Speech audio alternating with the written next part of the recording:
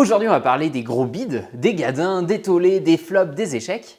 On va bien se marrer. Bonjour à tous. En 2022, on a eu beaucoup de films français qui ont bien fonctionné au cinéma, Simone, Novembre, Qu'est-ce qu'on a tous fait au bon Dieu. Mais on a eu aussi pas mal de gros échecs au box-office. Donc aujourd'hui, on tire sur l'ambulance et on fait le point sur les plus gros gadins de 2022. Mais alors pour commencer, faisons un point sur la manière de comptabiliser le succès d'un film.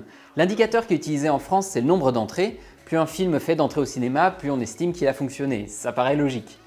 Donc pour trouver les plus gros bids de l'année, on pourrait simplement prendre la liste du box-office à l'envers. Mais c'est pas aussi simple que ça, parce que tous les films n'ont pas la même ambition, et les chiffres disent pas forcément la même chose selon le film. Par exemple, les films Don Juan et Pacifiction, ils ont fait à peu près le même nombre d'entrées, aux alentours de 50 000, ce qui est vraiment pas beaucoup. Sauf que du côté de Don Juan, c'était une comédie avec deux superstars à l'affiche, il y avait Tahar Rahim et Virginie Efira, et après une semaine d'exploitation, les audiences elles se sont écroulées suite à un bouche à oreille qui était catastrophique. Et en face, Pacifiction, c'est un film expérimental de près de 3 heures. Il n'est pas sorti dans beaucoup de salles, mais il a réussi à plutôt bien se maintenir. Donc les deux œuvres ont fait quasiment le même nombre d'entrées, pourtant ça ne veut pas du tout dire la même chose sur leur qualité. Et aussi d'un film à l'autre, il n'y a pas du tout le même budget de création. Par exemple, on a d'un côté le film Jack Mimoun, Les Secrets de Valverde, et de l'autre le film L'innocent de Louis Garrel. Et bien les deux, ils ont réussi à attirer 700 000 spectateurs dans les salles. Sauf que du côté de L'Innocent, il a coûté 4 millions d'euros. Donc 700 000, c'est un super succès. Là où Jack Mimoun, il a coûté 14 millions d'euros. Donc là, 700 000, c'est plutôt une déception. Donc pour analyser les plus gros bids, on va forcément devoir se référer au budget de chaque film et aussi réfléchir un peu au potentiel qu'ils avaient. Est-ce qu'il y avait des grosses têtes d'affiche? Quels étaient les précédents films du réalisateur? Bref, essayer d'imaginer un peu avant que le film sorte à quoi on pouvait s'attendre en termes d'audience. Donc je ne vais pas forcément vous présenter que les films qui ont fait le moins d'entrées, mais aussi ceux qui ont déçu et ceux qui ont perdu beaucoup d'argent. Et on commence tout de suite avec un film qui réunit ces trois critères, Kung Fu Zora. Le film a attiré 43 000 spectateurs. C'est vraiment pas beaucoup, et en plus pour un budget assez élevé de 6,2 millions d'euros. C'est une comédie d'action au casting assez sympa, il y a Sabrina Ouazani, Ramzy Bedia ou encore Eye Aïdara. Le film était plutôt ambitieux, il voulait parler des violences faites aux femmes, il y avait une volonté de proposer une comédie mais un peu différente, mais le public a pas du tout été au rendez-vous, et ce qui a pas dû l'aider, c'est que le film est sorti en même temps que Batman, donc si tu voulais aller voir un film de baston au cinéma, tu te posais pas 50 fois la question. Autre film et autre déception, Les Vedettes de Jonathan Barré avec le duo du Palmachot qui a fait 350 000 entrées pour un budget de 9 millions d'euros. En 2016, le duo comique Le Palmachot débarquait pour la première fois au cinéma avec une comédie sur la Première Guerre mondiale, La folle histoire de Max et Léon, et le film a été un très gros succès, 1,2 million d'entrées. En 2022, ils reviennent avec un nouveau film, mais qui est radicalement différent, et là c'est la douche froide. Le film a de bonnes critiques, mais les gens se déplacent pas forcément. Les Vedettes, c'est une comédie sociale, et c'est assez loin de ce que fait le Palmachot habituellement. Moi-même, je ne l'ai pas trouvé mauvais, mais j'ai eu un peu de mal à comprendre ce qu'il voulait faire avec ce film. Pourquoi cette histoire? Pourquoi ce ton? J'ai pas bien compris. En 2022, on pouvait d'ailleurs retrouver le Palmachot dans un autre film, un film de Quentin Dupieux, Fumer fait tousser, qui lui aussi a été une belle déception. 151 000 entrées pour un budget de 6,4 millions d'euros. Plus tôt dans l'année, Quentin Dupieux avait sorti un autre film, Incroyable mais vrai, qui avait fait 315 000 entrées pour un budget de 4 millions. Donc c'est pas un score incroyable, mais c'est le plus gros succès de Quentin Dupieux au jour d'aujourd'hui, et c'est un score qui est relativement correct. 4 mois plus tard, il revient avec un nouveau film qui a coûté beaucoup plus cher et pourtant qui fait 2 fois moins d'entrées. Au niveau du pourquoi du comment, je pense qu'on a déjà tout dit finalement. 2 films du même réalisateur à quelques mois d'écart, ça c'est sûrement un peu beaucoup, donc les gens se sont déplacés pour aller voir Incroyable mais vrai, mais après sont pas forcément retournés voir Fumer fait tousser. Un autre film qui a déçu en 2022, c'est Une belle course qui a réuni 434 000 spectateurs pour un budget de 8 millions d'euros. 400 000 spectateurs, c'est loin d'être une catastrophe, mais Danny Boone, Lynn Renault, avec un casting pareil, il devait s'attendre à davantage. Et alors pour avoir un peu une explication, c'est que le film est un drame avant d'être une comédie, et donc les amateurs de Danny Boone, ils ne sont pas déplacés, ils avaient peur que ce soit un peu trop prise de tête, et le public qui aurait pu être touché par le film, il a appris un petit peu peur en voyant les acteurs. Mais encore une fois, c'est un chiffre à relativiser, 434 000 ça reste un beau score, donc là c'est pas un bide, c'est une déception. Un autre film qui a déçu cette année, c'est Qu'est-ce qu'on a tous fait au bon Dieu? Alors ça serait abusé de parler de bide, puisque c'est le film qui a réuni le plus de monde en salle en 2022. Mais c'est quand même une déception incroyable. Le premier de la licence a fait 12 millions d'entrées, le deuxième il en a fait presque 7 millions, et là, le troisième il fait 2,4 millions. Donc la formule commence à lasser, et d'ailleurs le réalisateur a annoncé qu'il n'y aurait pas de quatrième film. Dans le même genre, on peut aussi citer Notre-Dame brûle, ça devait être le film de 2022, c'est d'ailleurs le film qui a coûté le plus cher de l'année avec un budget de 31 millions d'euros. Et là, il fait 814 000 spectateurs. Donc c'est clairement un bon score dans l'absolu, mais par rapport à son budget, c'est bien en dessous de ce qu'ils espéraient. Et c'est à relativiser parce que le film a une portée internationale, mais même à ce niveau-là, c'est décevant, il a du mal à percer. Donc c'est un gros échec pour un projet un peu ambitieux, c'est dommage. Et on continue avec un bid mais apocalyptique, une femme de notre temps qui a attiré 19 000 spectateurs pour un budget de 2,7 millions. C'est l'histoire d'une femme qui pète un câble quand elle découvre que son mari la trompe. Il y a une grosse tête d'affiche, Sophie Marceau, et pourtant le film a fait un score minable, même pas 20 000 spectateurs. Et c'est vrai que le film fait super cheap, on dirait une mauvaise série B, on se demande un peu ce qu'allait faire Sophie Marceau là-dedans. Un autre gros bid de Nos Frères Blessés qui a attiré 46 000 spectateurs pour un gros budget de 6,8 millions d'euros. C'est une histoire d'amour sur fond de guerre d'Algérie avec Vincent Lacoste en tête d'affiche. Donc sur le papier ça a l'air sympa, et d'ailleurs les critiques sont pas mauvaises, mais il en ressort qu'il est assez classique et donc assez oubliable et il a été un peu transparent. Personne n'en a entendu parler et il a intéressé personne. En août 2022, on a eu droit à l'année du requin qui a complètement bidé, 140 000 entrées pour un budget de 4 millions d'euros. Il y avait 3 superstars à l'affiche, pourtant Marina Foïs, Cadmerade et Jean-Pascal Zadi, et pourtant c'est un gros bide. Et alors, le film essaie de jouer à la fois sur le tableau de la comédie mais aussi du drame, et il en résulte un film complètement bancal, ni drôle ni intense, donc dès la première semaine, les audiences elles se sont complètement écroulées. Une autre comédie bourrée de têtes d'affiche mais qui malheureusement n'avait rien d'autre à offrir, c'est Alors on danse qui a réuni 235 000 spectateurs pour un budget de 7,5 millions d'euros. Mais alors, regardez cette affiche. Est-ce que j'ai quelque chose à rajouter ? Du côté des suites, en 2022, on a eu Les Crevettes Pailletées 2 qui a été un gros échec, 140 000 spectateurs pour un budget de 6,6 millions d'euros.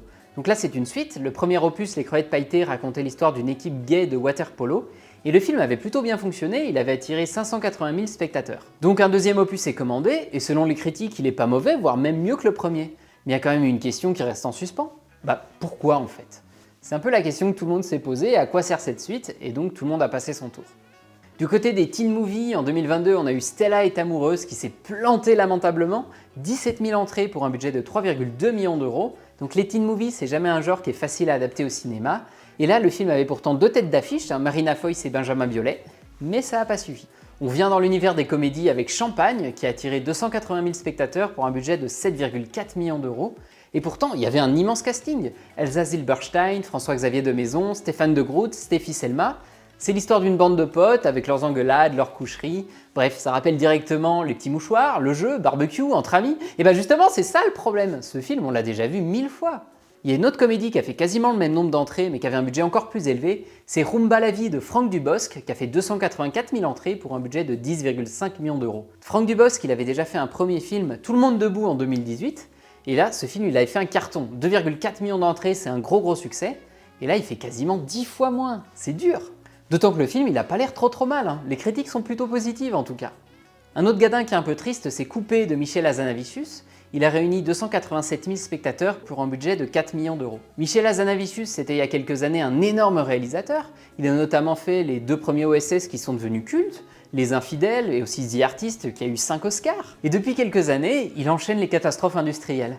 Le Prince oublié, The Search ou Le Redoutable, les films sont pas forcément mauvais, mais ils ont toujours du mal à trouver leur public et à chaque fois le box-office est super décevant.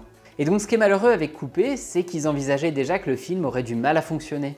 Le précédent film de Michel Hazanavicius, Le Prince oublié, il avait eu un budget de 25 millions d'euros. Là, Coupé, c'est 4 millions d'euros. Donc 287 000 entrées pour 4 millions d'euros, c'est pas une catastrophe, mais c'est quand même pas glorieux pour un mec qui a fait un film qui a remporté 5 Oscars, quoi. Et vu qu'on parle d'Oscars, parlons de Saint-Omer, qui a réuni 87 000 spectateurs pour un budget de 3,5 millions. C'est l'histoire du procès d'une femme accusée d'avoir tué sa fille de 15 mois en l'abandonnant sur une plage du nord de la France. Le film est glorifié par la presse, présélectionné aux Oscars, il rafle plein de prix, et pourtant c'est un gros échec au box-office. Et donc il est un peu révélateur de la scission qu'il peut y avoir entre les spectateurs d'un côté et les critiques et le monde du cinéma de l'autre. Revenons du côté des comédies, parce que oui, il y a beaucoup de comédies combidées en 2022. J'adore Ce que vous faites, qui a réuni 150 000 spectateurs pour un budget de 6,2 millions d'euros. On a 2 acteurs plutôt bankable, Gérard Lanvin et Artus, mais le pitch fait vu et revu, quoi. On a un duo entre un mec un peu blasé et un gros boulet, ça respire pas l'originalité et du coup les gens sont pas déplacés. Du côté du cinéma d'auteur, Peter Van Kant de François Ozon a été une grosse déception, 81 000 entrées pour 3,2 millions de budget. Le réalisateur est pourtant plutôt habitué au succès, on pense tout de suite à 8 femmes ou à Potiche qui sont restés cultes, mais là, le film a jamais pris. Mais du côté du cinéma d'arrêt d'essai, la palme de la catastrophe de l'année revient aux frères Dardenne avec Tori et Lokita. Le film est récompensé à Cannes, les critiques sont super enthousiasmantes, mais les salles sont vides. Encore une petite comédie décevante, Plancha, qui a réuni 544 000 spectateurs pour un budget de 9,7 millions d'euros. C'est la suite du film Barbecue qui est sorti en 2014 et qui avait fait 1,6 million d'entrées. Donc là, Plancha fait 3 fois moins bien, c'est une grosse déception. Mais il faut dire qu'entre-temps, des films comme ça, on en a eu des dizaines et des dizaines. Autre gros score au box-office, mais pour autant décevant, le nouveau jouet de James Hutt avec Jamel Debbouze et Daniel Auteuil, il a attiré 900 000 spectateurs pour 12 millions d'euros. 900 000 spectateurs, on est très loin d'être sur le gadin de l'année, mais pour autant, on est en dessous du million et c'est assez décevant pour ce genre de film. C'est un remake, donc il pouvait déjà capitaliser sur le succès de l'original, et puis surtout, Jamel Debbouze. Jamel, c'est plus de 10 films au-dessus du million. Du côté des prises de risque qui malheureusement n'ont pas été payantes, on peut citer La Petite Bande de Pierre Salvatori, qui a fait 115 000 entrées pour un budget de 9 millions d'euros. C'est l'histoire de 5 enfants, un genre de club des 5, qui vont essayer de faire sauter l'usine qui pollue leur rivière depuis des années.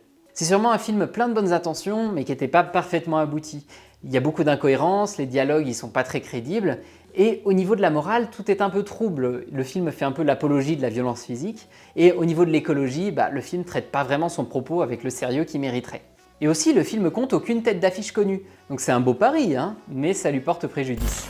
Et maintenant, il est temps d'attribuer la palme du gadin, le bid pour les gouverner tous. Le film qui n'avait aucune raison d'exister et dont tout le monde s'est moqué dès l'annonce de la production. Je suis sûr que vous l'avez. Arthur, la malédiction, qui a fait 189 000 entrées pour un budget de 2,3 millions. Alors soyons clairs, c'est loin d'être le film qui a perdu le plus d'argent, il devrait même réussir à rentrer dans ses frais grâce aux sorties VOD et DVD, mais symboliquement c'est bien lui le plus gros échec de cette année. Arthur et les Minimoys, c'est une licence de fantasy créée par Luc Besson. Il y a eu 3 films, le premier a plutôt bien fonctionné, les épisodes 2 et 3 ça a été un peu plus compliqué, mais Luc Besson c'est aussi le réalisateur du Grand Bleu, du 5e élément, de Lucie. Mais au fil du temps, il enchaîne les déceptions et les gros gadins, il se retrouve avec des grosses galères de thunes, et là donc entre 2 confinements, il décide de produire un film d'horreur sur l'histoire des Minimoys. Le budget est ridicule et il y a tout un scandale sur la production, il paraît que les comédiens auraient même pas été payés et on leur aurait demandé de faire des trucs super dangereux. Ensuite, le film arrive en salle en juin 2022. Il fait quand même quelques entrées au début, pour son côté très nanardesque. Tout le monde sait que le film est super mauvais, mais on y va justement pour voir à quel point c'est nul. Et le film a la note de 1 étoile sur 5 sur Allociné. Tout le monde s'est vraiment moqué de ce film, et c'est complètement justifié, il n'y a rien à sauver. Et c'est un peu triste quand même. Luc Besson, il y a quelques années, ça pouvait être considéré comme un des très grands réalisateurs français. Il avait une grosse portée internationale, et là maintenant c'est fini, il n'a plus aucune crédibilité artistique. Moi, ça me rend un peu triste. Et voilà pour les plus gros échecs français au box-office de 2022. Alors il y a plus de 300 films qui sont sortis cette année, donc forcément j'ai pas pu revenir sur tous, et ma sélection elle est forcément partiale. J'ai essayé de piocher un petit peu dans tous les genres pour vous montrer différents cas de figure, mais gardez bien en tête que ça reste quelque chose de relatif. Moi ce que je retiens c'est que les comédies qui surfent sur leur casting, ça marche plus, et c'est très bien, maintenant va falloir commencer à écrire et proposer de la qualité. Du côté des comédiens et des réalisateurs, on a beau être abonné au succès, rien n'est joué. Les gens sont de plus en plus sélects, ils se déplacent plus juste parce qu'il y a un tel qui est réalisé ou parce qu'il y a un tel qui est à l'affiche. Faut aussi garder en tête que 2022 c'était quand même une année un peu particulière. On sort de 2 ans de pandémie, tout le monde n'a pas retrouvé ses petites habitudes et le début de l'année il y avait encore des restrictions sanitaires. Donc on verra si 2023 nous réserve un peu moins de bides que pour 2022. Mais en 2022 c'est vrai qu'il y a eu beaucoup de bides, mais il y a eu aussi pas mal de beaux succès. Donc on se retrouve tout bientôt avec une prochaine vidéo sur les plus gros succès de l'année. D'ici là, allez au cinéma et mangez des pizzas!